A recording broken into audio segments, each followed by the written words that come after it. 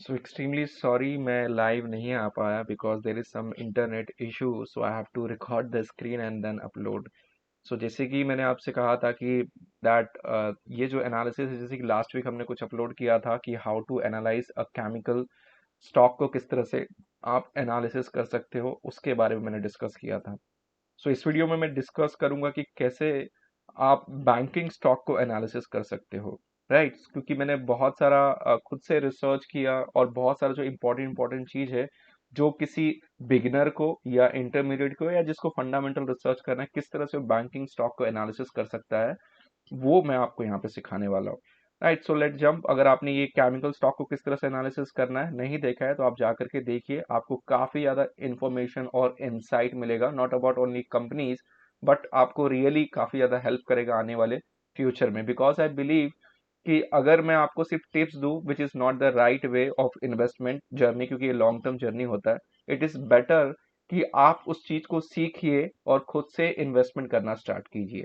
Right simultaneously you can follow my another channel also. अगर आप follow नहीं करते फंडामेंटल ट्रेडर, ये मेरा ही चैनल है, यू कैन फॉलो, जहाँ पे मैं ट्रेडिंग आइडियाज प्रोवाइड करता हूँ। Right being a fundamental researcher I am also technical analyst. So let's start with this session, जिसके लिए बहुत टाइम लास्ट वीक ही मैंने बना करके रखा था सो दैट आपको सीखने मिले कि how to analyse a banking stock. It's not very easy और कि आप आसानी से समझ में आ जाए मे बी, लेकिन मैं ट्राई करूंगा कि जितना आप आसानी से सीख सको उतना बेहतर है, और हर एक चीज़ मैंने यहाँ पे कवर किया है। So let me take this pen, तो हेल्पफुल करने के लिए आपको आएगा। So how to analyse banking stock a complete guide. यहाँ पे मैंने कुछ 8 पॉइंट्स कंसीडर किए ऑन द बेसिस जिसके ऊपर आप बैंकिंग सेक्टर बैंकिंग स्टॉक को एनालिसिस कर सकते हो। तो जिसमें है टाइप्स ऑफ बैंक, कि बैंक्स के टाइप क्या होते हैं, बैंकिंग का बिजनेस मॉडल क्या होता है, बैंकिंग के बिजनेस मॉडल के अंदर में मेट्रिक्स कौन सा आपको यूज करना चाहिए वो भी डिस्कस करेंगे। फिर नॉन परफॉर्मिंग एसेट, फिर कैपिटल एडुकेसी, फिर why free cash flow is does not matter in stock, मतलब आपका जो बैंकिंग में क्यों नहीं मैटर करता है वो भी डिस्कस करेंगे। और when to invest in stocks या बैंकिंग स्टॉक्स में वो हम डिस्कस करेंगे। और लास्ट इंपॉर्टेंट मैनेजमेंट। सो एक एक करके आपको एक्सप्लेन करते हैं और मैं लाइव एग्जांपल्स भी कंसिडर करूंगा। सो यहाँ पे types of bank, total India में 3 टाइप के बैंक है। आपका एक पब्लिक बैंक है, प्राइवेट बैंक है, स्मॉल फाइनेंस बैंक है।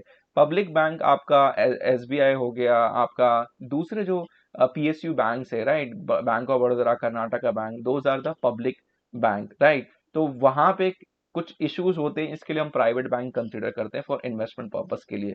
फिर आपका प्राइवेट बैंक में HDFC, ICICI, कोटक महिंद्रा, जो भी दूसरे बैंक से प्राइवेट एंटिटी उसकी बात करें। स्मॉल फाइनेंस बैंक में वो स्मॉल फाइनेंस बैंक जहाँ पे मार्जिनल फार्मर्स हो गए या फिर स्मॉल लेंडिंग्स हो गए, जहाँ पे प्राइवेट और PSU बैंक जल्दी ज्यादा ऑपरेट नहीं करते, उसकी बात कर रहा हूँ। इक्विटास होल्डिंग जैसा बैंक हो गया, इक्विटास स्मॉल फाइनेंस बैंक हो गया, ये सब स्मॉल फाइनेंस बैंक के अंदर में आते हैं। इंडिया में total more than 97,000 plus bank है, 97,000 प्लस बैंक है। उसके अंदर में सिर्फ और सिर्फ कहूँ तो 35 बैंक ही मेरे ख्याल से स्टॉक मार्केट में अभी के टाइम पे लिस्टेड है, जहां पे आप ट्रेडिंग सेलिंग और बाइंग करते हो।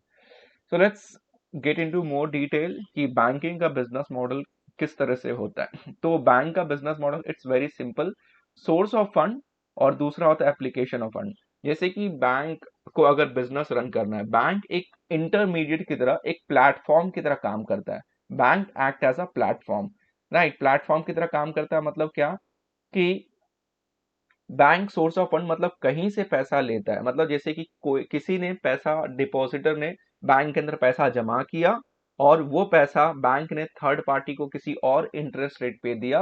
मतलब जैसे कि हमने बैंक में जाकर के FD खरीदा, डिपॉजिट वहां पे 100 रुपए, वो 100 रुपए में से कुछ परसेंट साइड में रख करके बैंक ने बाकी का पैसा लोन पे दिया। हमको जो 5% इंटरेस्ट मिल रहा था, वहीं पे जो थर्ड पार्टी के उन्होंने 10% इंटरेस्ट रेट पे लोन दिया, तो उसके बीच का डिफरेंस बैंक अर्न करती है। मतलब बैंक का जो पूरा का पूरा बिजनेस है इंटरेस्ट के ऊपर, एक तरह से फिलहाल कहूँ तो कोर बिजनेस बैंक का इंटरेस्ट इनकम कितना जनरेट करती है, इंटरेस्ट इनकम। तो ये एक सिंपल बिजनेस मॉडल है कि बैंक जनरेट करता है, पैसा लाता है कहीं से, वो पैसे थर्ड पार्टी को देता है और उसके बीच का इंटरेस्ट अर्न करता है, राइट। ये एक बैंकिंग का एक सिंपल बिजनेस मॉडल है, उसको और हम डिटेल में जाएंगे। तो सोर्सेस ऑफ फंड बैंक के लिए क्या क्या है। बैंक के लिए सोर्सेस ऑफ फंड आपका कासा है, मतलब बैंक के अंदर में आपका करंट अकाउंट होता है, सेविंग अकाउंट है जहां से मतलब बैंक को फंड मिलता है थर्ड पार्टी को लोन देने के लिए। आप एफडी खोलते हो, वो भी एक तरह से उनके पास पैसा जमा होता है, उसके ऊपर आपको कुछ इंटरेस्ट मिलता है। आप रिकरिंग डिपॉजिट खोलते हो, उसके ऊपर भी आपको पैसा मिलता है। या फिर बैंक अपना बॉन्ड इशू करता है, डेट पेपर, जो आप एक तरह से खरीदते हो, उसके ऊपर भी उनको इंटरेस्ट देना पड़ता है और वो उस हिसाब से पैसा रेज करते हैं। तीसरा, बैंक आपका यहाँ से इंटर बैंक डिपॉजिट, मतलब जो दूसरे बैंक है या फिर उनके ही जो ब्रांच है वहां से भी डिपॉजिट लेते हैं, उस बैंक से इस बैंक में मूव करते हैं, वो पैसा भी थर्ड पार्टी को देते हैं। और उसके बाद आता है होलसेल डिपॉजिट, मतलब बड़े बड़े इन्वेस्टर्स जो होते हैं वो भी पैसा बैंक के अंदर में उनको एक तरह से देते हैं कुछ परसेंटेज पे, और वो पैसा बैंक यूटिलाइज करती है थर्ड पार्टी को लोन देने के लिए। तो ये सोर्सेस ऑफ फंड है जहां से बैंक एक तरह से मार्केट से पैसा उठाता है, रेज करता है, ताकि वो आगे पास कर सके। अब ये बैंक पैसा कैसे बनाता है, उसमें तीन पार्ट आते हैं। एक तो कोर इनकम हो गया इनका, इंटरेस्ट इनकम। दूसरा जो सीआरआर या एसएलआर हो गया, अदर इनकम। एक एक को समझते हैं, राइट। इंटरेस्ट इनकम, जैसे कि इंटरेस्ट इनकम मैंने आपको बताया कि बैंक जो भी लोन या एडवांस देता है उसके ऊपर इंटरेस्ट कमाता है, या बैंक कहीं पे इन्वेस्टमेंट करता है उसके ऊपर भी इंटरेस्ट कमाता है, या बैंक आपका एक तरह से आरबीआई के पास कुछ परसेंटेज ऑफ अमाउंट रखता है, वहां से भी इंटरेस्ट इनकम जनरेट करता है, जिसको हम कहते हैं कैश रिजर्व रेशियो या एसएलआर। राइट। अब ये क्या होता है कैश रिजर्व रेशियो का? सिंपल अगर मतलब मैं आपको बताऊं, सोचिए कि कोई बैंक है, वो लोन सिर्फ बांटते जा रहा है, राइट, लोन बांटते आ रहा है। एक टाइम पे सारे के सारे डिपॉजिटर जो बैंक में है, जैसे कि मेरा account, current account, saving account या जो भी है, मैं उस बैंक से मैं अपना पैसा निकालना चालू करता हूँ, पूरे की पूरे जो डिपॉजिटर है उस बैंक से पैसा निकाल लेते हैं, राइट। तो बैंक किस तरह से फंक्शन करेगा? तो उनको कुछ परसेंटेज, उनका जो बैंक का डिपॉजिटर का है, उनको आरबीआई के पास रखना पड़ता है, उसको कैश रिजर्व रेशियो बोलते हैं। उसके ऊपर ही बैंक उनको जो आरबीआई है, बैंक को कुछ इंटरेस्ट मिलता है। सेकेंडली, ये एक चीज हो गया, मतलब बैंक को एक तरह से बचाने के लिए एक परसेंटेज रेशियो रखना पड़ता है। अगर सीआरआर जो है, कैश रिजर्व रेशियो, अगर कम हो तो बैंक के पास ज्यादा पैसा आएगा और ज्यादा ज्यादा आगे लोन दे सकते हैं। अगर सीआरआर का जो रेशियो अगर इंक्रीज कर दिया जाए आरबीआई के द्वारा, तो बैंक कम लोन दे पाएगी मार्केट में। दूसरा होता है एसएलआर या स्टैट्यूटरी लिक्विडिटी रेशियो, जो बैंक के अंदर में आपको, अगर बैंक भी जो आरबीआई है उनके नॉर्म्स के हिसाब से आपको जो गवर्नमेंट बॉन्ड है वो खरीदना पड़ता है, उसके ऊपर आपको रिस्क फ्री इंटरेस्ट रेट मिलता है। तो यहां से भी बैंक पैसा जनरेट करती है। और नेक्स्ट आता है अदर सोर्स ऑफ इनकम, या बैंक और जगह से जनरेट करती है, जैसे कि आपका फॉरेन एक्सचेंज हो गया, फॉरेक्स आपका ब्रोकिंग से हो गया, या आपका म्यूचुअल फंड, इंश्योरेंस या डिफरेंट फाइनेंशियल इंस्ट्रूमेंट जो प्रोडक्ट्स है बेचते हैं, वहां से भी कंपनी एक तरह से ब्रोकिंग कमीशन ये सब जनरेट करके कमाती है। लेकिन बैंक का पूरा बिजनेस होता है एक तरह से नेट इंटरेस्ट इनकम या कोर इनकम यहां से जनरेट करती है, बाकी रेस्ट ऑफ द पार्ट उतना नहीं। मतलब ऑलमोस्ट आपको 75 से लेकर के ऑलमोस्ट कहूं तो 85 तक आपका कोर इनकम बैंक का हो सकता है net interest income, right. So यहां से मैंने आपको बता दिया कि बैंक पैसा कहां से लाता है और बैंक कहां पे पैसा देता है, उसके बीच में किस तरह से बैंक जनरेट करता है, जहां पे ऑलमोस्ट 75 से 80% के आसपास का बिजनेस इंटरेस्ट इनकम से बैंक जनरेट करता है। ये चीज क्लियर है? होप सो आपको क्लियर रहेगा, नहीं रहेगा तो आप कमेंट में लिख सकते हो। उसके बाद आता है कि बैंकिंग का बिजनेस मॉडल, क्योंकि हर एक बैंक, यहाँ पे हमने HDFC bank, Kotak Mahindra bank और आईसीआईसी बैंक कंसिडर किया। इन तीनों बैंक में से कौन सा बैंक आने वाले टाइम में, जैसे कि एचडीएफसी बैंक तो ऑलरेडी है, तो कोटक महिंद्रा बैंक या आईसीआईसी बैंक, कौन सा बैंक बाजी मार पाएगा आने वाले वक्त में, हम उसके बारे में बात कर रहे हैं। सो बैंकिंग का बिजनेस मॉडल कुछ इस तरीके से यहाँ पे देख सकते हो कि इनका रिटेल लोन या लीडरशिप प्रॉफिटेबल ग्रोथ, मतलब ये जो फिलहाल जो एचडीएफसी बैंक है लास्ट 20 साल से आपका रिटेल लोन पे फोकस कर रहा है। रिटेल लोन मतलब हमारे जैसे, आपके जैसे लोग जो पर्सनल लोन या गोल्ड लोन लेते हैं, टू व्हीलर्स लोन, ओवरसीज या कमर्शियल व्हीकल, क्रेडिट कार्ड, किसान, business, home loan, personal loan, auto loan, ये सब आपका रिटेल में आता है, जहां पे टिकट साइज कम होते हैं, लोग ज्यादा होते हैं।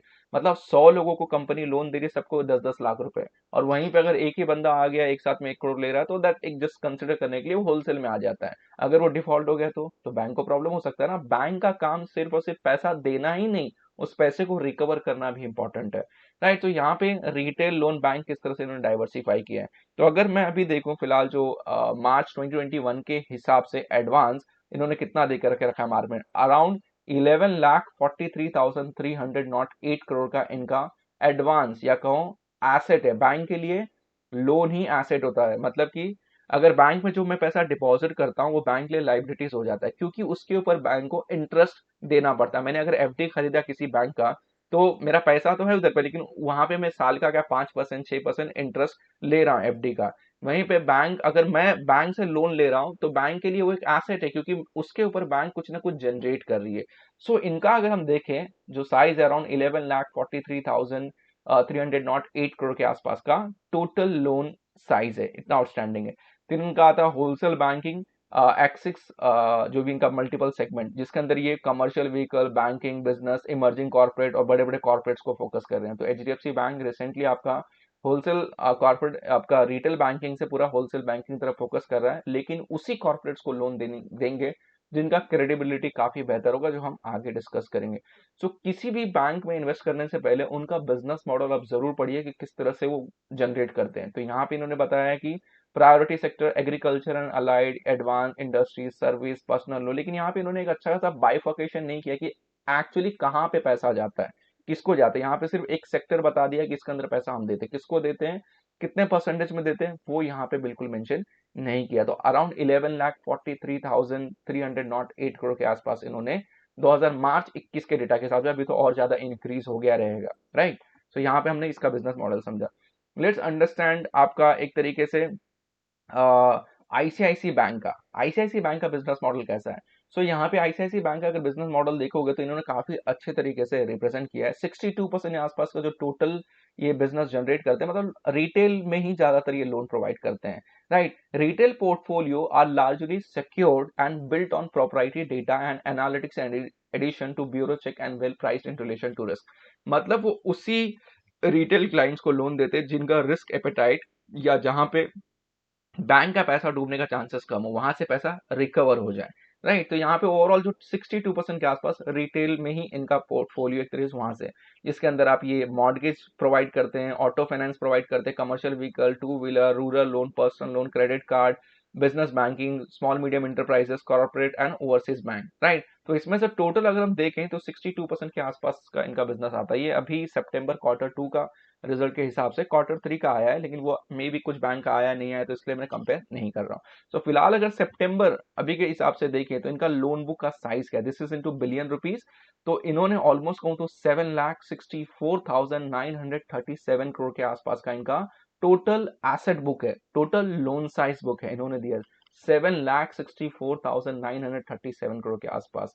तो आईसीआईसी बैंक अगर हम देखें इन terms of loan outstanding in India is around, या आपका बाहर भी ओवरसीज में भी जहाँ पे 400 करोड़ के आसपास दिखा रहा है, 4,000 करोड़ के आसपास दिखा रहा है। तो यहाँ से एक चीज क्लियर होता है कि ज्यादातर मतलब जो सेकंड बैंक आता है आपका वो आईसीआईसी बैंक यहाँ पे आप कंसिडर कर सकते हो, राइट। तो this is ICICI bank which is doing in terms of जो आउटस्टैंडिंग है, ये देख सकते हैं। तो पहले नंबर पे आपका एचडीएफसी बैंक है, क्योंकि उनका लोन बुक साइज काफी ज्यादा है और इस बैंक का थोड़ा कम है फिर भी, लेकिन 7,65,937 करोड़ के आसपास है, राइट। तो इन्होंने अपना लोन बुक काफी अच्छे से डाइवर्सिफाई किया, रिटेल में, इसमें, डोमेस्टिक में काफी अच्छा, और इन्होंने अच्छा सेगमेंट वाइज दिया है। तो जितना ज्यादा बिजनेस क्लियर होगा उतना बेहतर है। अब HDFC bank already large player है, तो इतना ज्यादा क्लियर नहीं भी करेगा तो भी एक टाइम के लिए चल जाता है।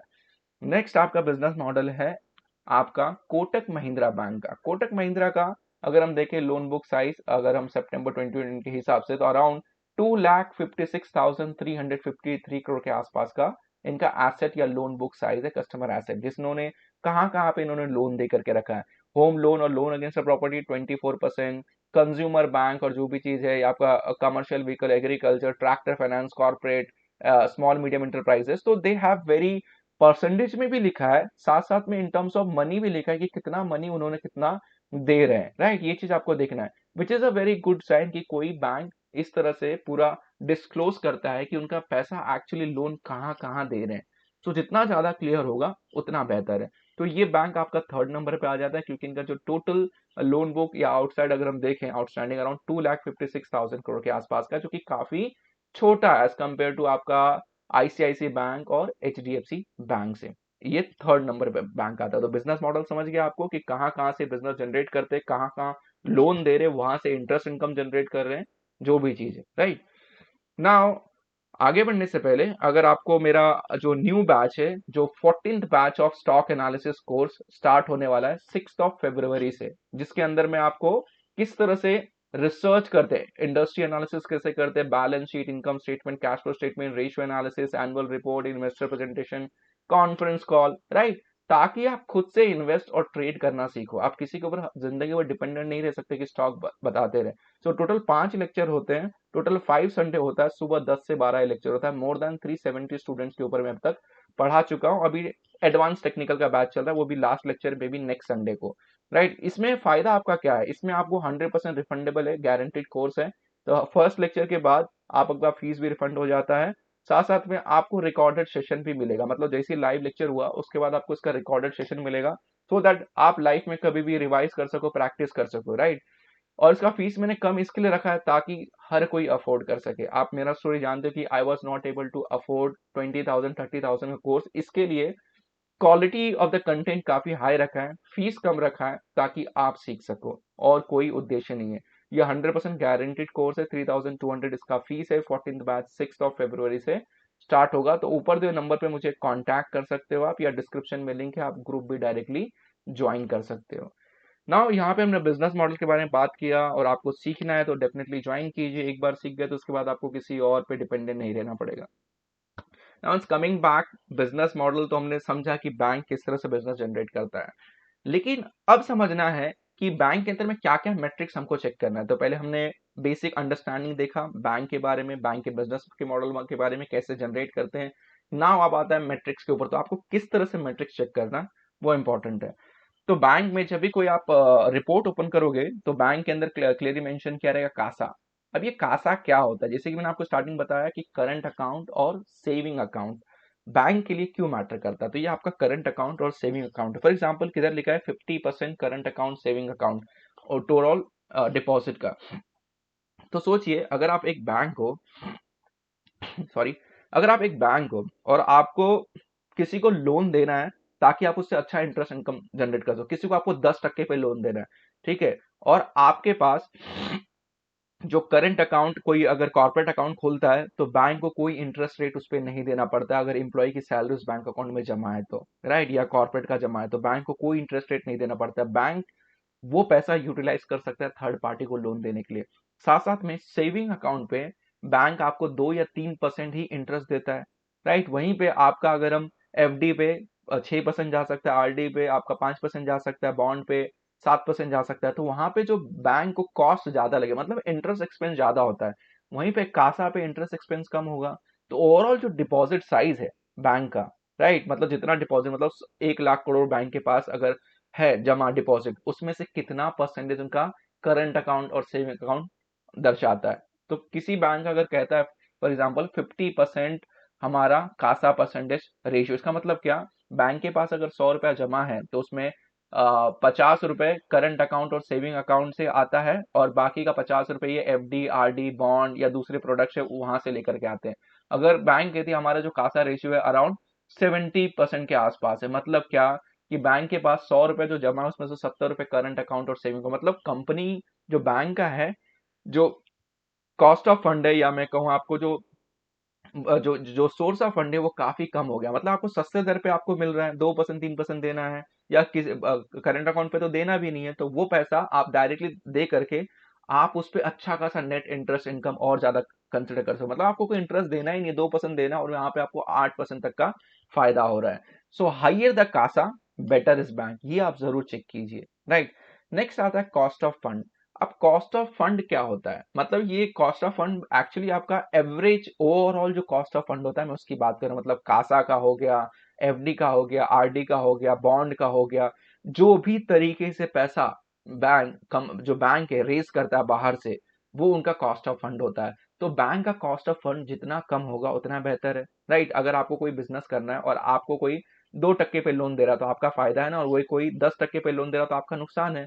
तो बैंक को अगर जितना कम टक्के पे कॉस्ट ऑफ फंड उनका रहता है, जो भी फंड उन्होंने लाया है, सोर्स बाहर से पैसा उठाया है, उसके ऊपर ऑन एन एवरेज कितना परसेंटेज उनको इंटरेस्ट एक्सपेंस लगता है, इन टर्म्स ऑफ परसेंटेज अगर कैलकुलेट करें तो कॉस्ट ऑफ फंड कितना है, वो जितना कम होगा बैंक के लिए उतना फायदेमंद है, राइट। तीसरा आता है आपका कॉस्ट टू इनकम। अब cost to income ratio actually होता है इन टर्म्स ऑफ एब्सोल्यूट में भी कैलकुलेट कर सकते हो, परसेंटेज में भी कैलकुलेट कर सकते हो। कॉस्ट टू इनकम रेशियो का मतलब क्या होता है? सो फॉर एग्जांपल, आपको कोई बिजनेस करना है, राइट? आपको बिजनेस करना है, 100 रुपए का आप धंधा लगाते हो और 100 रुपए के ऊपर आप कितना कमाते हो? 150 रुपए। तो ओवरऑल आपका कॉस्ट टू इनकम रेशियो क्या हो जाएगा? 50, राइट? क्योंकि आपका 100 रुपए तो ब्रेक इवन में चलेगा, तो 50 हो गया। तो कॉस्ट टू इनकम रेशियो कितना होना चाहिए आपका? जितना कम होगा उतना बेहतर है। मतलब 100 रुपया खर्चा करते हो आप 50 रुपया कमाने के लिए, राइट? सो अगर आपका कॉस्ट इनकम रेशियो सोचो अगर 30 है, इसका मतलब कि आप 30 रुपया खर्चा करते हो उस बैंक में 100 रुपया कमाने के लिए। जस्ट सिंपल एग्जांपल, अगर 100 एक बेंच में कंसिडर करें, so lower to cost to income ratio better is bank, right? मतलब ओवरऑल बैंक जो भी ऑपरेशनल एक्टिविटी, मार्केटिंग एक्टिविटी, जो भी चीज एक्टिविटी करता है, ओवरऑल अपना जो भी कॉस्ट है या जो भी लोन देता है, उसका जो ओवरऑल कितने कॉस्ट पे वो कितना जनरेट कर पा रहा है बिजनेस, राइट? तो यहाँ पे मैं 3 बैंक आप देख लेते हैं। तो एचडीएफसी बैंक का कासा रेशियो कितना है? 46.8% के आसपास। मतलब अगर हम कंसीडर करें लेटेस्ट डेटा, उसके हिसाब से 46.8% के आसपास। मतलब करंट अकाउंट और saving account total percentage of deposit, मतलब 11 लाख करोड़, 46,000 करोड़ में से, सॉरी वो तो लोन हो गया, मतलब ओवरऑल जो इनका डिपॉजिटर साइज है, जो बुक साइज है, जो डिपॉजिट ने जमा किया है, उसका उसमें से 46.8% कासा है, मतलब करंट अकाउंट और सेविंग अकाउंट से पैसा है। वहीं पे कोटक महिंद्रा का ज्यादा है, मतलब इनका काफी बेहतर है as compare to HDFC bank, क्योंकि इनका जो कॉस्ट ऑफ फंड है वो कम हो जाएगा इससे, राइट? इसका मतलब क्या है? जो भी कंपनी का जो ग्रोथ है आने वाले टाइम में, या कर रही है नहीं करी, वो कम हो जाएगा। आईसीआईसी बैंक का कासा रेशियो 44.10% के आसपास है। तो यहाँ से एक चीज क्लियर होता है कि अभी एचडीएफसी बैंक तो लार्ज कैप है, नो अलग, मतलब लार्ज कैप और काफी ग्रो हो चुका है, तो बात अलग है। तो Kotak Mahindra bank seems to be better in terms of ICICI bank अभी के लिए। दूसरा आता है कॉस्ट ऑफ फंड। तो कॉस्ट ऑफ फंड देखे तो 3.92% के आसपास दिखा रहा है ये आपका। ये अभी के टाइम पे अगर हम देखें पिछले साल के हिसाब से है ये, क्योंकि अभी रेपो रेट अभी सरकार ने कम करके रखा है, उसकी वजह से अगर रेपो रेट अगर सरकार चेंज कर दे तो ये चीज ऐसा बिल्कुल नहीं रहेगा। ये चीज आपको नोटिस करना है, this will change. Repo rate कल जाकर के 5% कर देता है, आपका कॉस्ट ऑफ फंड और इंक्रीज हो जाएगा। सो इनका कॉस्ट ऑफ फंड क्या है? 3.92% ऑन एन एवरेज। जो भी ये फंड रेज करते हैं, सोर्स ऑफ फंड लाते हैं, उनका एवरेज इतना है। दूसरा इनका कोटक महिंद्रा बैंक का क्या है? 3.97% के आसपास, तो इससे तो हाइयर है। पर एक चीज आपने नोटिस किया रहेगा, Kotak Mahindra bank saving account पे आपको 4.5% दे रहा था कोविड से पहले। अब maybe I don't know 3.5% 4% के आसपास शायद दे रहा रहेगा, सो दैट ज्यादा से ज्यादा करंट अकाउंट और सेविंग अकाउंट खोल सके उस बैंक को। मतलब वो बैंक लॉन्ग टर्म का प्लानिंग कर रहा है, वो अभी 1 1.5 साल 2 साल का नहीं देख रहा है, वो आने वाले 2 साल के बाद का विजन, 3 साल के बाद का विजन देख रहा है कि जितने ज्यादा करंट अकाउंट और सेविंग अकाउंट अभी हो जाए, बाद में हम सडनली फिर उस चीज को चेंज कर देंगे। मतलब जो भी वो इंटरेस्ट रेट दे रहे हैं सेविंग अकाउंट पे, वो रिड्यूस कर दें, राइट? सो हर एक चीज पे धीरे धीरे कम कर दे, तो अभी वो they are trying to capture more market, right? तो उसके वजह से कॉस्ट ऑफ फंड इनका अगर हम देखें तो 3.97% के आसपास है, और इसका 3.86% के आसपास है। इनका 3.86% कॉस्ट ऑफ फंड है, फिर भी कंपनी के पास, क्योंकि कंपनी कासा पे ज्यादा फोकस नहीं कर रहा है, इसके वजह से इनका कॉस्ट ऑफ फंड भी थोड़ा सा कम रखा है। मे बी कल जाकर के जितना कम होगा उतना बेहतर है, तो इसकी वजह से कंपनी और बेहतर कर पाएगा, राइट? कर पाए, कॉस्ट ऑफ फंड जितना कम होगा उतना बेहतर। तो यहाँ पे आईसीआईसी बैंक नजर आ रहा है। कॉस्ट टू इनकम रेशियो, मतलब एचडीएफसी बैंक 37 रुपीज खर्चा करता है 100 रुपीज कमाने के लिए। कोटक महिंद्रा बैंक जो एग्रेसिवली स्ट्रैटेजी पूरा का पूरा चेंज कर रहा है, 100 रुपीज कमाने के लिए 46 रुपीज 51 पैसा खर्चा कर रहा है। सोचिए आज ये ब्रांच पे ब्रांच ओपन कर रहा है, या जितने भी एक्सपांड करते आ रहा है, सेविंग रेट पे अच्छा इंटरेस्ट दे रहा है, तो उनका कॉस्ट टू इनकम रेशियो तो इंक्रीज ही होगा। लेकिन कल जाकर के जब ये बैंक पूरा ग्रो हो जाए, कासा रेशियो सब इंक्रीज हो गया, ब्रांचेस इंक्रीज हो गया, फिर सडनली अपना इंटरेस्ट रेट ये सब कम कर डालते, ब्रांचेस न ओपन करना कम कर डालते, एटीएम का जो लोकेशन से धीरे धीरे नंबर ऑफ कम कर देते, तो इनका कॉस्ट क्या होगा? कम हो जाएगा। तो आज ये कंपनी फोकस कर रहा है ग्रोथ के लिए। सो वहीं पे आईसीआईसी बैंक का कॉस्ट इनकम रेशियो अराउंड 39.9% के आसपास है। तो यहाँ से कोटक महिंद्रा बैंक एग्रेसिव समझ में आ रहा है, वहीं पे आईसीआईसी बैंक थोड़ा सा अभी के टाइम पे स्टेडी है। यहाँ से ये क्लियर आ रहा है, राइट? तो यहाँ से मेरे ख्याल से इन टर्म्स ऑफ अगर हम देखें तो Kotak Mahindra bank is focusing towards a growth for long term perspective, right? तो ये हमारा हो गया, ये 3 रेशियोज फिलहाल आपको चेक करना है। नेक्स्ट आता है आपका banking business model to matrix या मेजर हेल्थ करने के लिए नेट इंटरेस्ट इनकम। अभी कोई बैंक है, किसी ने फॉर एग्जांपल 1 लाख का डिपॉजिट था, 1 लाख रुपया किसी ने डिपॉजिट आपने बैंक में रखा और बैंक ने वही 1 लाख रुपया किसी और को दिया 10% पे, और बैंक आपको दे रही है 5%, तो उसके बीच का डिफरेंस कितना आएगा? जो भी 5,000 रुपए के आसपास। लेकिन ये जो नेट इंटरेस्ट इनकम है, interest earn minus interest expense, मतलब किसी से इंटरेस्ट अर्न, फॉर एग्जाम्पल 100 रुपया कमाया इंटरेस्ट उन्होंने, और किसी को इंटरेस्ट एक्सपेंस देना था 50 रुपए, राइट? तो इधर क्या आ जाएगा? टोटल 50 के आसपास। लेकिन ये बैंक टू बैंक वेरी करता है, bank peer to peer compare नहीं कर सकते, क्योंकि एचडीएफसी बैंक का बड़ा होगा, आईडीएफसी फर्स्ट बैंक का अलग होगा, राइट? तो यहाँ पे नेट इंटरेस्ट इनकम सिर्फ आपको समझाता है कि कंपनी कितना इंटरेस्ट अर्न कर रही है और कितना इंटरेस्ट एक्सपेंस बैठ रहा है, तो उसके हिसाब से आपका ये एक्सपेंस या टोटल नेट इंटरेस्ट इनकम कितना इन टर्म्स ऑफ एब्सोल्यूट नंबर। तो आपको अगर कंपेयर करना है पीयर से, तो आपको नेट इंटरेस्ट मार्जिन कंसिडर करना पड़ेगा। मतलब अगर इसी को, अगर मैं एवरेज एवरेज आपका जो रिटर्न है, average return, return on, sorry for the bad writing, on asset, क्योंकि माउस से लिख रहा हूं, तो जो भी इनके पास एसेट है बैंक के पास, जो भी लोन दे रहे हैं, राइट, तो उसके ऊपर कितना मार्जिन निकाल रहे हैं। सो यहाँ से एक चीज क्लियर होता है, जितना ज्यादा नेट इंटरेस्ट मार्जिन होगा बैंक को उतना फायदा है। मतलब सोचिए, जस्ट फॉर एग्जांपल, आपने एफडी में अपना 1 लाख रुपया जमा किया, 1 लाख रुपए बैंक में जमा किया, और अगले साल आपको 1,05,000 मिलेगा। अब बैंक क्या करेगा? वो 1 लाख में से थोड़ा बहुत, मतलब 95,000 थर्ड पार्टी को लोन पे दे देगा, और उसके ऊपर 10% निकालेगा, तो मेरे ख्याल से उसको 9,500, जो भी 9,500 मिलेगा, और आपको कितना मिल रहा था? 5,000। तो उसके बीच का इन टर्म्स ऑफ परसेंटेज देखे तो बैंक कम से कम 5% कमा रहा है, जस्ट फॉर अंडरस्टैंडिंग। तो यहाँ पे नेट इंटरेस्ट मार्जिन जिनका ज्यादा होता है बैंक का, वो बैंक अच्छा कर रहा है, ग्रो कर रहा है। सो यहाँ पे नेट इंटरेस्ट मार्जिन देख लेते हैं किसका कैसा है। तो एचडीएफसी बैंक का 4.10% के आसपास है, डिसेंट है। जितने ही बैंक से आपको मेरे ख्याल से 4%, 3.5 से लेकर के 4.5 के आसपास ही मिलता है, उससे ज्यादा नहीं मिलता है। तो इनका नेट इंटरेस्ट मार्जिन 4.10% के आसपास है। कोटक महिंद्रा बैंक का बिजनेस मॉडल भी काफी अच्छा खासा वेल डाइवर्सिफाइड था, और इनका नेट इंटरेस्ट मार्जिन 4.54% के आसपास आ रहा है। अब सोचिए, बैंक एक तरह से ज्यादा इंटरेस्ट रेट दे रहा है सेविंग पे, ये सब पे, फिर भी बैंक का नेट इंटरेस्ट मार्जिन काफी अच्छा है। मतलब ये चीज आपको नोटिस करना है। वहीं पे आईसीआईसी बैंक का जो नेट इंटरेस्ट मार्जिन 4% के आसपास है, तो यहाँ पे भी मेरे ख्याल से Kotak Mahindra is a clear tick for me as of now, right? ICICI bank भी काफी बेहतर है, नो डाउट, वो भी एग्रेसिवली ग्रो करेगा आने वाले वक्त में। उसके बाद नेक्स्ट आता है कि बैंक तो पैसा ला रहा है, बैंक के पास आप डिपॉजिट दे रहे हो, बैंक किसी को सिर्फ लोन देते आ रहा है, देते आ रहा है, देते आ रहा है, लेकिन क्या वो बैंक पैसा रिकवर भी करता है कि नहीं? तो वो भी तो समझना जरूरी है। कि मतलब मालूम पड़ा नहीं, हम बोल बैंक कह रहे कि हर साल हम 10,000 से, मतलब ये साल 10,000 का लोन बांटा था, अगले साल हमने 20,000 का लोन बांटा, उसके अगले साल 30,000 का लोन बांटा, तो वो कह रहे हम लोन बांट रहे हैं, तो लोगों को लग रहा है उनका बिजनेस ज्यादा हो रहा है, लेकिन क्या वो पैसा रिकवर हो रहा है? तो बैंक के लिए जो प्रिंसिपल 10,000 गया, उसके ऊपर जो इंटरेस्ट गया है, वो रिकवर हो रहा है कि नहीं, वो चीज भी नोटिस तो करना जरूरी है। उसको कहते हैं non performing assets, and its impact हम देखेंगे। तो नॉन परफॉर्मिंग एसेट के अंदर सबसे पहले आता है ग्रॉस एनपीए। ग्रॉस एनपीए क्या होता है, या gross NPA non performing asset? अगर आपने किसी को 1 लाख रुपए, जैसे कि आपका कोई दोस्त है, आप अपने दोस्त को 5,000 रुपया दे देते हो कि भाई ये ले 5,000 रुपया, मेरे को 15 दिन के बाद दे देना, आपने उसको बोला, राइट? अब वो 3 महीना हो गया और आपको उसने पैसा रिटर्न ही नहीं किया। अब सोचिए उसकी वजह से क्या हुआ। अगर वो 5,000 आपके पास रहता, तो आप शायद वो यूटिलाइज करते थे, उसके ऊपर रिटर्न जनरेट करते थे, राइट? तो मतलब आपका पैसा एक तरह से फंस गया है।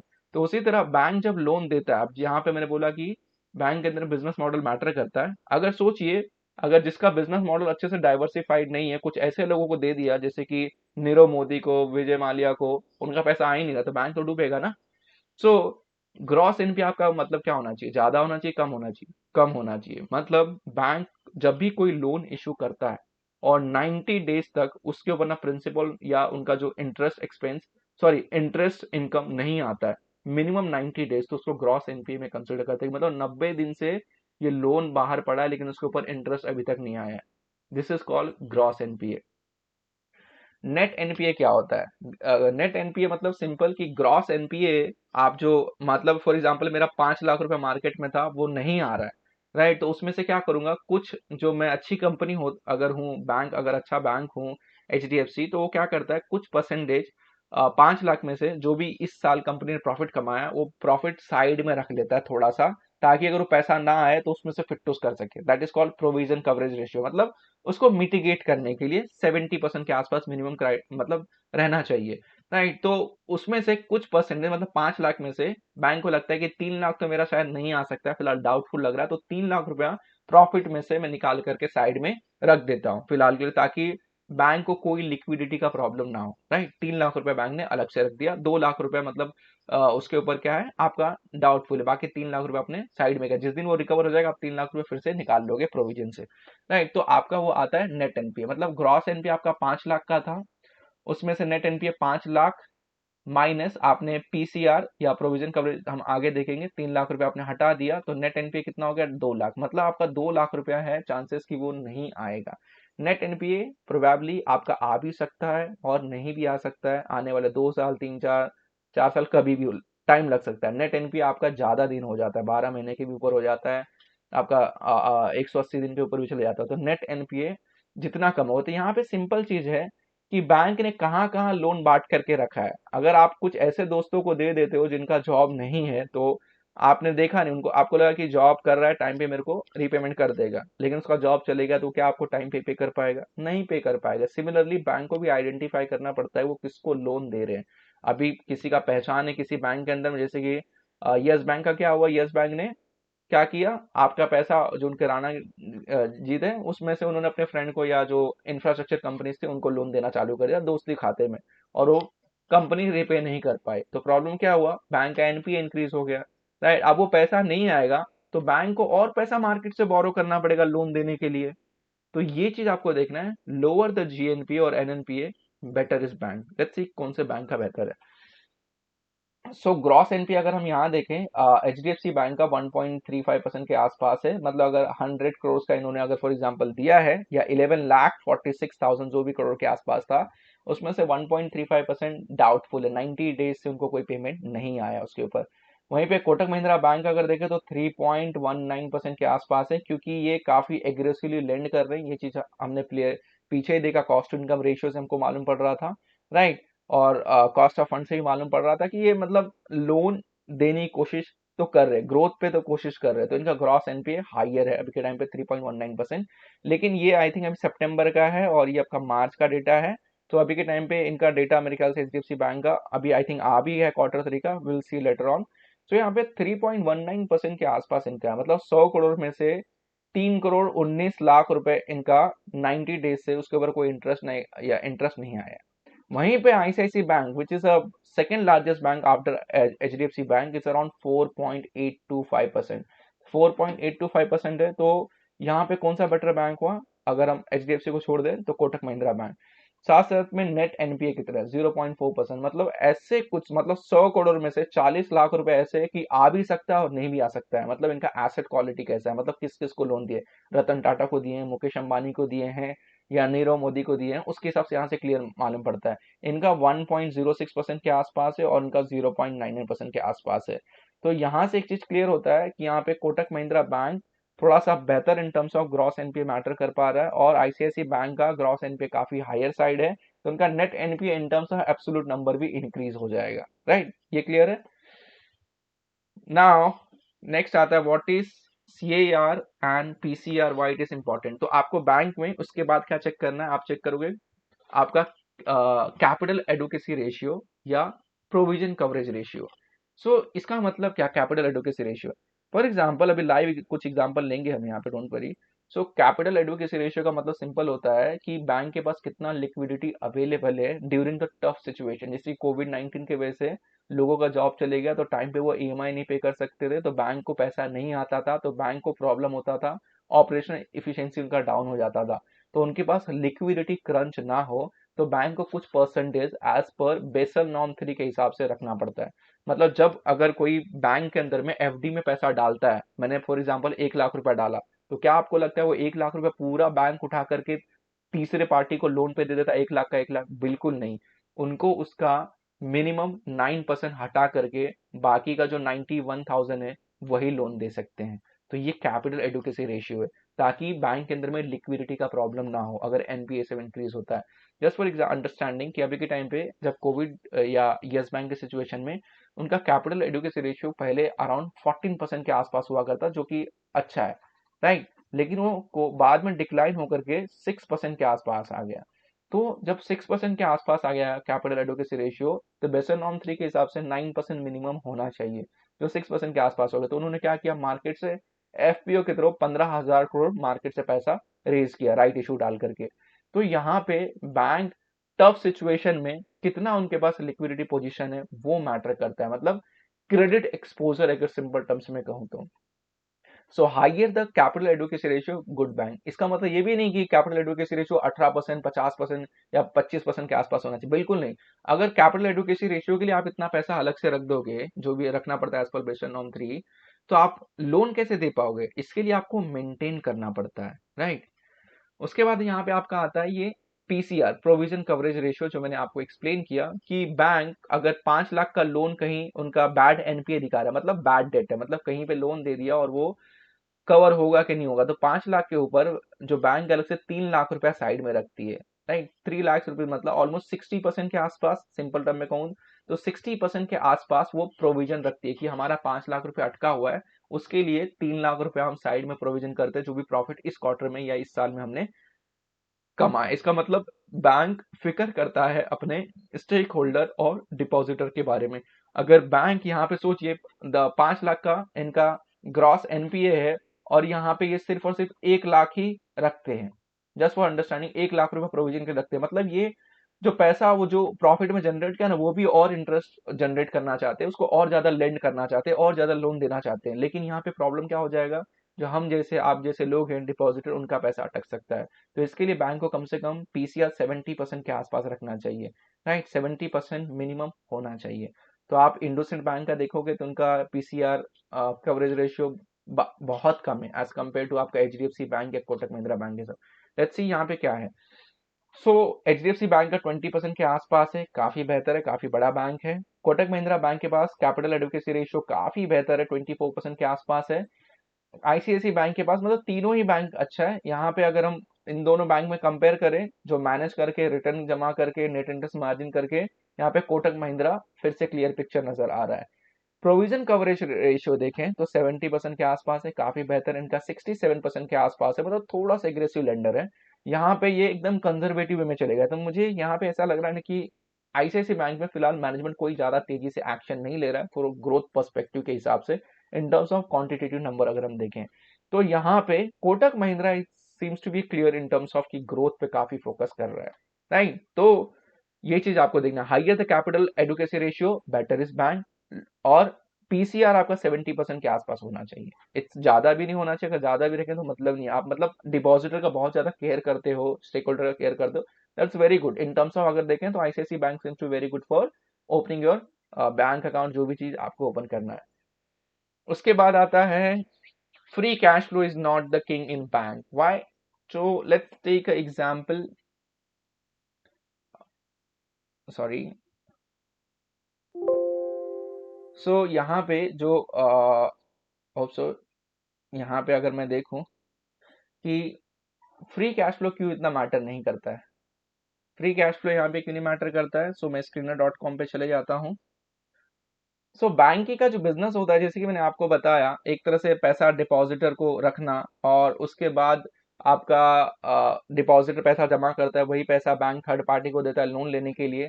तो यहाँ पे एडवांस ज्यादा दे देते हैं बैंक, राइट। तो यहाँ पे अगर मैं आपको कैश फ्लो फ्रॉम ऑपरेशन लेकर के चले जाऊँ, तो यहाँ पे लेट्स सी आ जाते हैं, तो cash flow from operating activity जहां की और कंपनीज में मैटर करता है। सो कुछ कुछ कंपनी से आपको कभी कभी पॉजिटिव मिलेगा, कभी कभी नेगेटिव मिलेगा, तो ये आप एक तरह से इग्नोर भी कर सकते हो। सो यहाँ पे अगर हम देखें तो इनका लोड एडवांस कितना, -96,000 करोड़ के आसपास मार्च 21 के डेटा के हिसाब से, और डिपॉजिट 1,59,000 करोड़ के आसपास। उसके हिसाब से कंपनी का कैश फ्लो फ्रॉम एक्टिविटी एक तरह से पॉजिटिव निकला। लेकिन कभी कभी ये नेगेटिव भी होता है, दैट डजेंट मीन बैंक बेकार है, राइट। यहाँ पे तो उससे क्या होता है, कंपनी का जो फ्री कैश फ्लो है कभी कभी नेगेटिव हो जाता है, right. Net cash flow company का कभी कभी, या फ्री कैश फ्लो आपका नेगेटिव हो जाता है, क्योंकि आप कैश फ्लो फ्रॉम ऑपरेशन में से कैपेक्स अगर माइनस करते हो, या जो भी आप लोन एडवांसेस दे रहे हो यहाँ पे इन केस, तो आपका जो फ्री कैश फ्लो है वो नेगेटिव हो जाता है।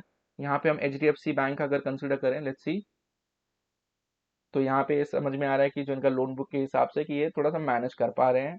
एचडीएफसी बैंक का अगर आप देखेंगे यहाँ पे कैश फ्लो फ्रॉम ऑपरेशन, तो यहाँ पे आप देख सकते हैं कि माइनस में 2 साल 19 में माइनस में था, 20 में माइनस था। इसका मतलब ये नहीं कि cash flow from operation negative मतलब इनका प्रॉफिटेबिलिटी अच्छा नहीं होगा, because they are giving more loan. Advances कितना है, 1,85,000 करोड़ का एडवांसेस दे रहे हैं, और profit from the operation 54,000 crore का है, और उनका डिपॉजिट कितना है, 2,23,000 करोड़ के आसपास। तो ये company cash flow from operation तो नेगेटिव जनरेट करेगा। तो इसके लिए बैंक के अंदर में ज्यादा मैटर नहीं करता, अगर होता है वेल एंड गुड, नहीं होता है तो does not matter, so don't worry about that, right. So यहां से हमने सिंपल टर्म में आपको एक्सप्लेन किया कि why cash flow statement does not matter much in banking, but sometime we need to check other जो इंडिकेटर हमने अभी तक देखा, जो भी मैट्रिक्स था वो मैटर करता है। सो अब आता है कि बैंक में आपको कब बाय करना चाहिए, when it is the right time to buy a stock of banking. Of course अब बहुत सारे, जैसे कि आप, मैं as a being a techno funda analyst, अगर टेक्नो फंडा एनालिस्ट हूँ, टेक्नो फंडा एनालिस्ट हूँ, तो मेरे ख्याल से फंडामेंटल तो मेरे लिए बहुत मैटर करता है, क्योंकि मैं स्टॉप लॉस यूज नहीं करता हूँ अगर मुझे ट्रेडिंग करना है तो, right. But I am looking perspective for investment. So यहाँ पे क्या क्या रेशियोज मैटर करते हैं। सो यहाँ पे सबसे पहला रेशियो मैंने लिखा है प्राइस टू बुक रेशियो। अब बैंक के अंदर में ना पी रेशियो नहीं देख सकते, P ratio is for normal companies, but when it's comes to bank, क्योंकि बैंक क्या करता है, लोन बुक, एक तरह से उनका बिजनेस है पैसा आना और ले जाना, वहीं पे आपका दूसरा बिजनेस, उनका अलग प्रोडक्ट है, अलग सर्विसेज है, राइट। तो यहाँ पे आपको प्राइस टू बुक रेशियो देखना पड़ता है। So price to book ratio मतलब कंपनी के पास जो भी एसेट है, मतलब जो भी उन्होंने लोन दिया है, माइनस जो भी उनके पास लाइबिलिटीज है, मतलब जो भी डिपॉजिटर है, राइट, उसका वैल्यू, बुक वैल्यू क्या है। मतलब एक तरीके से आप कह सकते हो कि रिजर्व एंड सरप्लस, कंपनी का कैपिटल, एक तरह से कैपिटल या रिजर्व्स कितना है, और इक्विटी वैल्यू टोटल ऐड करना है, और कंपनी का जो ओवरऑल जो प्राइस टू है, मतलब अभी के टाइम पे कितने प्राइस पे ट्रेड हो रहा है, और बुक वैल्यू के हिसाब से कितने पे नंबर ऑफ शेयर्स डिवाइड करना है, राइट। तो यहाँ पे सिंपल आपको देखना है कि price to book ratio higher है मतलब बैंक ओवर वैल्यूड है, लोअर है तो बैंक मतलब अंडर वैल्यूड। अब बैंक में प्राइस टू बुक रेशियो कभी कभी आपको 2 मिलेगा, कभी 1.5, कभी 3 मिलेगा। सो ट्राई करो जिसका price to book ratio lower हो, वो बैंक थोड़ा सा अंडर वैल्यूड। जैसे कि बीच में आपका आई थिंक बंधन बैंक का प्राइस टू बुक रेशियो काफी हाई हो चुका था, उसके बाद we know what happened, bank fallen drastically, right. वो आपको आइडेंटिफाई करना है। उसके बाद बैंक के अंदर में जो रेशियोज आपको देखना है, यहाँ पे रिटर्न ऑन इक्विटी देखना है, क्योंकि बैंक के पास जो भी कैपिटल है या रिजर्व एंड सरप्लस है, जो शेयर होल्डर फंड है, जो भी उस कंपनी में प्रमोटर्स हैं, उनका यूटिलाइज करना है, वो पैसा यूटिलाइज करता है बैंक, तो उसके ऊपर कितना रिटर्न जनरेट करता है, राइट, वो उसके ऊपर बैंक कितना रिटर्न जनरेट कर रहा है। सो वो मैटर करता है। रिटर्न ऑन इक्विटी बैंक में आपको जरूर देखना है, क्योंकि बैंक के लिए वो जो एक तरह से लाइबिलिटी है, एक तरह से शेयर होल्डर फंड, उसके ऊपर कितना रिटर्न ला रहा है। साथ साथ में आपको, अब यहाँ पे आपका return on equity share holder fund और कैपिटल पे आपने जनरेट कर लिया, लेकिन यहाँ पे तो आप एसेट भी तो है एक तरह से, जो आप लोन दे रहे हो उसके ऊपर कितना जनरेट कर रहे हो, दैट इज मच इंपॉर्टेंट। तो इस यहाँ पे एक टाइम के लिए रिटर्न इक्विटी कभी कभी आप अवॉइड कर सकते हो बैंक में, लेकिन रिटर्न एसेट नहीं अवॉइड करना है। यहाँ पे मेरे ख्याल से दोनों ही चीज आपको नहीं अवॉइड करना चाहिए। तो रिटर्न ऑन एसेट भी आपको चेक करना है बैंक में, कि उसका रिटर्न ऑन एसेट कितना, जो भी लोन्स और एडवांसेस दे रहा है उसके ऊपर रिटर्न ऑन एसेट कितना जनरेट कर रहा है on an average. So higher the return asset better is bank. Minimum return asset bank पे आपको 1% तो दिखना ही चाहिए। फिर आता है फाइनेंशियल लेवरेज। अब ये फाइनेंशियल लेवरेज क्या होता है ना, जैसे कि आप डेट टू इक्विटी रेशियो देखते हो ना, इसी तरह इस बैंकिंग स्टॉक के अंदर में total asset divide by total equity कितना आता है, whether it is 8 time, 2 time, 16 time, 40 times, ये कितना है। मतलब ये कि आपने किसी से पैसा लिया, आपको देना था 1 रुपए, लेकिन आप दे रहे हो 100 रुपए, क्या आपकी कैपेसिटी है। ये चीज आपको बताने के लिए कि बैंक क्या करता है ना, कि अगर उनके पास, let's go take example only, वहीं पे चले जाते हैं तो आपको थोड़ा सा क्लियर आइडिया मिल जाएगा। कि मैं फॉर एग्जांपल यहाँ आ गया, बैलेंस शीट पे आ गया, बैलेंस शीट पे मैंने इस पे क्लिक किया, शेयर कैपिटल इसका कितना है 551 करोड़, और रिजर्व कितना है 2,09,259 करोड़ के आसपास। इस दोनों को ऐड करूंगा, राइट, इस दोनों को ऐड करूँ कुछ वैल्यू आएगा, राइट, जो भी आएगा मतलब 2,10,000 करोड़ के आसपास, जस्ट फॉर अंडरस्टैंडिंग ये आएगा। कंपनी का टोटल एसेट साइज कितना है, 1 लाख, जो सॉरी इकाई दाई सैकड़ा हजार 10,000 लाख जो भी है, 1,79,000, सॉरी 17,99,500, नॉट 7 करोड़ के आसपास, एक्सट्रीमली सॉरी कभी कभी हो जाता है सो 17,99,500, नॉट 8 करोड़ का टोटल एसेट है। मतलब ये एक तरह से एडवांस है एक तरीके से। मतलब अगर मैं ये 2 लाख को इससे अगर डिवाइड करूं तो कितना वैल्यू आएगा, तो यहाँ पे मैंने ऑलरेडी ऐड करके रखा है, don't need to see. Financial leverage 8.2 times, मतलब हर एक इक्विटी के बदले कंपनी कितना लोन इशू कर रहा है। सिंपल टर्म में मतलब अगर कंपनी 1 रुपए का इक्विटी होल्ड करता है, उस पे 8 रुपए का एसेट मार्केट में दे रहा है, मतलब आप का कैपेसिटी ये कह रहे हैं कि हम 8 गुना तक लोन दे सकते हैं अगर 1 रुपए की इक्विटी पे हम, अगर जितना ज्यादा रहेगा, अगर सोचिए अगर 1 रुपए का आपके पास इक्विटी है और आप 8 रुपए उसके ऊपर 8 गुना लोन मार्केट में दे रहे हो, अगर उसमें से कुछ परसेंटेज भी खराब हो गया, मतलब जो आपका लोन है उसमें से 2%, 3% खराब हो गया, आप सोचिए उससे आपका क्या होगा, जो ओवरऑल इक्विटी जो बैंक के पास है वो एक तरह से क्या होगा, एसेट क्वालिटी डिटोरिएट हो जाएगा। राइट, ये चीज याद रखना है आपको कि बैंक में फाइनेंशियल लेवरेज ज्यादा नहीं होना चाहिए, मतलब होगा लेकिन इतना भी नहीं कि 50, 60, 70, बिल्कुल नहीं, 40 बिल्कुल नहीं, कम से कम 8, 10, 12 ठीक है, लेकिन फिर भी जितना कम होगा फाइनेंशियल लेवरेज उतना बेहतर बैंक है। राइट, अगर फाइनेंशियल लेवरेज इंक्रीज होता है मतलब हर एक इक्विटी के बदले बैंक कितना रिस्क ले रहा है मार्केट में पैसा दे करके उसके ऊपर इंटरेस्ट इनकम जनरेट करने के लिए, तो फाइनेंशियल लेवरेज कम होना चाहिए जितना हो सके। जैसे कि आप डेट टू इक्विटी रेशियो देखते हैं 1 के नीचे, उसी तरह बैंक के अंदर में फाइनेंशियल लेवरेज आता है। तो लेट्स टेक, यहाँ पे लेते हैं फाइनेंशियल लेवरेज लोअर। तो यहाँ पे मैंने क्या क्या आपको एक्सप्लेन किया, प्राइस टू बुक रेशियो आपका लोअर हो तो बेहतर है, रिटर्न इक्विटी ऊपर होना चाहिए, रिटर्न एसेट ऊपर होना चाहिए, फाइनेंशियल लेवरेज कम होना चाहिए। तो ये सब इस तरह से आप याद रख सकते हो। Let's see, price to book ratio HDFC bank का कितना है, 4, ठीक है। कोटक महिंद्रा बैंक कितना है, 4.42, थोड़ा सा ओवर है, इससे भी ज्यादा है। वहीं पे आईसीआईसी बैंक आपको नजर आएगा कि अंडर वैल्यू नजर आ रहा है, 3.46 के आसपास है, लार्ज कैप कंपनी से, राइट। उसके बाद रिटर्न इक्विटी देखें तो एचडीएफसी बैंक आपका 16.5% के आसपास जनरेट कर रहा है, very good number for their shareholders, stakeholders. ये 13.1%, 13.1% डिसेंट दोनों। रिटर्न एसेट अगर देखें, अपने एसेट पे आपका एचडीएफसी बैंक अराउंड 1.88% जनरेट कर रहा है, which is a very good number, very good number. यहाँ पे Kotak Mahindra bank 2.12%, far better on their asset qualities, काफी बेहतर है, मतलब जो भी रिजर्व प्लस कैपिटल को जनरेट करे काफी बेहतर है। उसके बाद यहाँ पे आप देखोगे इनका कितना है, इनका जो सॉरी इनका कितना है, 1.38%, तो लोअर है।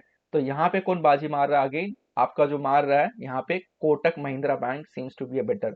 फाइनेंशियल लेवरेज की बात करें तो आप देख सकते हैं इनका फाइनेंशियल लेवरेज बहुत ज्यादा है, इनका इसका फाइनेंशियल लेवरेज इतना एग्रेसिव लेंडर होने के बावजूद इनका फाइनेंशियल लेवरेज 4.85, मतलब Kotak Mahindra bank seems to be a very good management, मतलब काफी अच्छे तरीके से रन कर रहा है। एचडीएफसी बैंक ऑलरेडी बड़ा हो चुका है, लेकिन इन दोनों बैंक की बात करो, और यहाँ पे डिस्पाइट ऑफ, अगर हम देखें फाइनेंशियल लेवरेज 8 टाइम होने के बावजूद bank is not showing that great number in terms of financial metrics. तो यहाँ पे Kotak Mahindra bank seems to be clear. तो आपने देखा रहेगा आईसीआईसी बैंक काफी अप्स एंड डाउन करता है, वहीं पे आपका कोटक महिंद्रा बैंक 1200 रुपए से कहाँ चले गया, 2000, 2200 के आसपास। So this is the power of fundamental research, right, got it. So यहाँ से हमने सीखा कि कब आपको बाय करना चाहिए, तो आपको कब बाय करना चाहिए, जिसका फॉर एग्जांपल कि प्राइस टू बुक रेशियो आपको नीचे दिखता है, रिटर्न एसेट, रिटर्न इक्विटी काफी अच्छा दिखता है, फाइनेंशियल लेवरेज काफी बेहतर है, तो कोटक महिंद्रा आप यहाँ पे प्रीफर करोगे, एक्सेप्ट एचडीएफसी को अगर हम हटा दे तो यहाँ पे अगर हम कंपेयर करें और साथ साथ में आपको देखना है लास्ट 5 ईयर से कितना ग्रोथ है, तो यहाँ पे आप देख सकते हो कि रिटर्न इक्विटी इनका कैसा रहा है, रिटर्न ऑन एसेट कैसा रहा है, लास्ट 5 सालों से ग्रोथ रेट कैसा है, लास्ट 5 ईयर से सेल्स का ग्रोथ रेट एचडीएफसी बैंक का इज आउटस्टैंडिंग, नो डाउट। वहीं पे आईसीआईसी बैंक का 8.5% सीएजीआर से ग्रो रहा है लास्ट 5 ईयर से सेल्स, वहीं पे आपका कोटक महिंद्रा का काफी बेहतर है। उसके बाद यहाँ पे एचडीएफसी बैंक का प्रॉफिट या सिंपल नेट मार्जिन अगर देखें 19 या 20% के आसपास है, आईसीआईसी बैंक का 12.58%, वहीं पे कोटक महिंद्रा बैंक का अगेन काफी हायर है। रिटर्न इक्विटी 5 साल का अगर एवरेज निकालू तो again Kotak Mahindra bank seems to be a much better as compare to आपका आईसीआईसी बैंक। तो I think for me Kotak Mahindra bank seems to be a better for long term, लेकिन एग्रेसिव प्लानिंग अगर long term में देखें तो may be आपको 1 साल के बाद आईसीआईसी बैंक भी चेंज करते हुए नजर आ सकता है, राइट। तो यहाँ पे हमने बैंक का एनालिसिस क्या क्या क्या अब तक किया, एक आपका सोर्स ऑफ फंड कहाँ से पैसा लाता है, एप्लीकेशन फंड, और उसके अंदर मेट्रिक्स। नाउ इट्स इंपॉर्टेंट कि जो तीसरा पॉइंट बैंक के अंदर आता है दैट इज मैनेजमेंट। अब सोचिए अगर मैनेजमेंट ही खराब हो जाए तो बैंक को कोई रन नहीं कर सकता। बैंक के अंदर में प्रमोटर होल्डिंग आपको मालूम है 24% के नीचे होना चाहिए। तो उसमें मैनेजमेंट काफी ज्यादा मैटर करता है कि वो अपने बैंक को अच्छा खासा कर सके। कोटक महिंद्रा बैंक काफी अच्छी तरह से स्ट्रेटेजिकली आगे की तरफ बढ़ रहा है। मैनेजमेंट बहुत ज्यादा मैटर करता है किसी बैंक के अंदर में। आईसीआईसी बैंक में चंदा कोचर में भी, तो उसके वजह से वो बैंक काफी स्ट्रगल किया था आई थिंक 2018-19 के बीच में। तो उसके वजह से मैनेजमेंट जब शिफ्ट होता है तो बहुत प्रॉब्लम होता है। वहीं पे आपका कोटक महिंद्रा बैंक काफी स्टेबल है इन टर्म्स ऑफ मैनेजमेंट। और अभी तो एचडीएफसी बैंक में जो आदित्य पुरी थे वो तो पीएनबी हाउसिंग पे एज अ डायरेक्टर चले गए, राइट। सो मैनेजमेंट का रोल बहुत इंपॉर्टेंट कि कौन बैंक को ट्रांसफॉर्म करने की कोशिश कर रहा है, right. So remember these 3 point जिसके ऊपर हमने बैंकिंग स्टॉक को एनालिसिस किया। अब बहुत सारा चीज मैंने यहाँ पे एक्सप्लेन जो भी आपको किया है ना, सो मेरे लिए ये तो मैंने फंडामेंटल पूरा समझ लिया, लेकिन मुझे टेक्निकल भी तो आना चाहिए ना कि मुझे इंटर करना है कितने प्राइस पे। अभी सोचिए मुझे एफएल में एंट्री करना था, एफएल का बिजनेस मैंने इस तरह से स्टडी किया, काफी अच्छा लगा, काफी आउटस्टैंडिंग फैबुलस लगा। अगर मुझे टेक्निकल एनालिसिस आ जाता, मालूम पड़ता डिमांड सप्लाई के जोन के हिसाब से स्टॉक काफी नीचे आ चुका है, इंट्रिंसिक वैल्यू और काफी हाई वैल्यू से नीचे आया, 30-40% डिस्काउंटेड प्राइस में मिल रहा है, लॉन्ग टर्म होल्ड करूंगा तो मेरा अपॉर्चुनिटी कॉस्ट वो भी ऑप्टिमाइज हो जाएगा। That is why I always say fundamental is always must, but साथ साथ में टेक्निकल का नॉलेज आ जाए तो कहूँ तो मैजिक हो जाएगा, right. So I am doing a magic for my investment and trading. So hope so आपको अगर ये एनालिसिस अच्छा लगा रहेगा तो you can follow me on this channel as well as on my fundamental trader का चैनल के ऊपर भी आप फॉलो कर सकते हो, जिसमें आपको बहुत सारा एवरी डे बेसिस पे ट्रेडिंग के आइडियाज मिलते हैं, किस तरह से एनालिसिस करते हैं वो भी चीज भी आपको मिलेगा। सो आपको सीखना है तो आप मुझे कांटेक्ट कर सकते हो, ऊपर दे नंबर पे मैंने जिसके अंदर आपको दिया था यहाँ पे नंबर है, इस पे कांटेक्ट कीजिए। आपको fundamental technical I am taking guarantee that you will definitely learn at a lower cost with a high quality और life time learning support from my side. Thank you so much, will connect on next Sunday.